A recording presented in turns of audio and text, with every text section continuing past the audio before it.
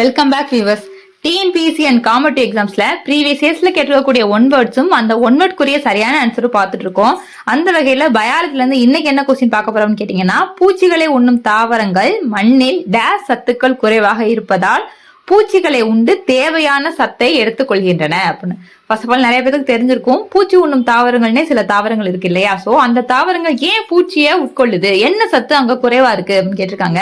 இதுக்கு 4 ஆப்ஷன் கொடுத்திருக்காங்க. Option A magnesium, option B potassium, option C nitrogen and option டில இரும்புன்னு கொடுத்திருக்காங்க. சோ இதுக்குரிய சரியான ஆன்சர் என்ன அப்படின்னு பாத்தீங்கன்னா, ஆப்ஷன் சில இருக்கக்கூடிய நைட்ரஜன் தான் இதுக்குரிய சரியான ஆன்சர். அதாவது அந்த தாவரங்கள்ல நைட்ரஜன் சத்து குறைவா இருக்கனால இத பூச்சிகளை வெகுவா கவர்ந்து அதுல இருக்க நைட்ரஜன் சத்தை எடுத்துக்குது.